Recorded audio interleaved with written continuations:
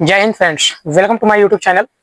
आज मैं बताने वाला हूँ आप लोगों को जो मोस्ट इम्पॉर्टेंट क्लास 12th में एप्लीकेशन पूछता है, ठीक है, जो कि मोस्ट इम्पॉर्टेंट है। पिछले कई सालों से लगातार पूछता चला आ रहा है। 10 नंबर का आपका बोर्ड एग्जाम में ये पूछता है इंग्लिश में, ठीक है।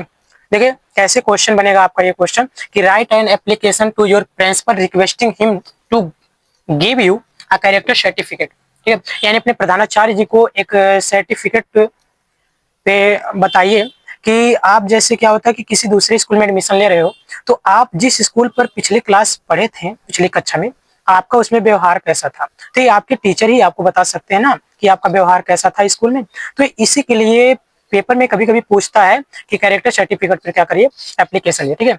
तो इसको लिखने का देखिए सबसे बढ़िया तरीका ये होता है कि जब आप इसको लिखना प्रारंभ करते हैं तो पेपर में आप क्या करेंगे कि दोनों तरफ लाइनिंग डाल दीजिए। मतलब दोनों तरफ लाइन फाड़ने से क्या होता है ना कि जो एग्जामिनर होता है उसका पूरा अटेंशन क्या रहता है कि आपके एप्लीकेशन पे पड़ता है, ठीक है। तो इसका सही तरीका ये होता है कि पहले दोनों तरफ आप ऐसे पाही दे दीजिए, लाइन मार दीजिए और उसके बाद फिर लिखना प्रारंभ करिए, यानी टू। अब टू के दूसरी लाइन से यहाँ से लिखना प्रारंभ करेंगे ओ के नीचे से, यानी द प्रिंसिपल। ये एसएन मतलब यहाँ पे है स्कूल का नाम। यहाँ पे स्कूल का नाम आप लिख लीजिएगा, एड्रेस इसके नीचे आप मेंशन कर लीजिएगा, ठीक है। ये आप लोग अपने तरीके से लिख लीजिएगा। तो क्या करते हैं, स्कूल नेम लिखने के बाद हम उसके बाद सब्जेक्ट लिखते हैं। जिस सब्जेक्ट पे हमको एप्लीकेशन लिखना पड़ता है उसे पे हम लिखते हैं। तो हमारा सब्जेक्ट क्या है, यानी कैरेक्टर सर्टिफिकेट, ठीक है। अब उसके एक लाइन छोड़ने के बाद हम क्या करते हैं, यहाँ से लिखेंगे सर, ठीक है। तो देखिए, sir most respectfully I beg to say that my father has been transferred to Lucknow as I have to join DAV inter college Lucknow. I need a testimonial regarding my character and character conduct.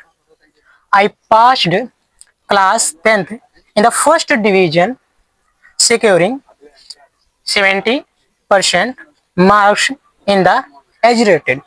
अब इसको लिखने के बाद क्या करते हैं, एक line छोड़ने के बाद हम फिर निचली लाइन से लिखेंगे कि I shall be highly obliged to you, ठीक है। उसके बाद लिखने के बाद उसी लाइन के नीचे लिखेंगे एक लाइन छोड़ के कि थैंकिंग यू।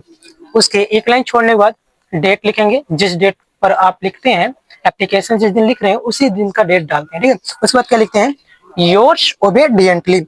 योर्स ओबेडिएंटली के बाद यहाँ पे अपना नाम आप मेंशन मत करिएगा, ठीक है। यहाँ पे XYZ ABCD लिख देते हैं। अब मैं इसको अच्छे से समझा रहा हूँ कि इसका मतलब क्या है, ठीक है। एक बार मैं पढ़ के बता दिया हूँ, अब इसका आप लोगों के इसका अर्थ बताता हूँ और अच्छे से समझा रहा हूँ, ठीक है। देखिए, सर श्रीमान most respectfully I beg to say that, श्रीमान आपसे सबने निवेदन है कि my father has been transfer to Lucknow, मेरे पिताजी को लखनऊ ट्रांसफर कर दिया गया है। As I have to join DAV inter college Lucknow, इस प्रकार से मुझे लखनऊ के डीएवी इंटर कॉलेज को ज्वाइन करना है, ठीक। आगे फिर क्या है कि I need a testimonial regarding my character and conduct, तो इस प्रकार से मुझे मेरे कैरेक्टर की क्या है, जरूरत है। मुझे मेरे जो कैरेक्टर है स्कूल का उसकी जरूरत है। फिर क्या है कि I passed class 10th in the first division securing 70% marks in the educated, जैसे कि मैंने क्लास 10th में 70% से प्रथम डिवीजन से, प्रथम श्रेणी से मैंने उत्तीर्ण किया था, ठीक है। अच्छे मार्क्स थे क्लास 10 में।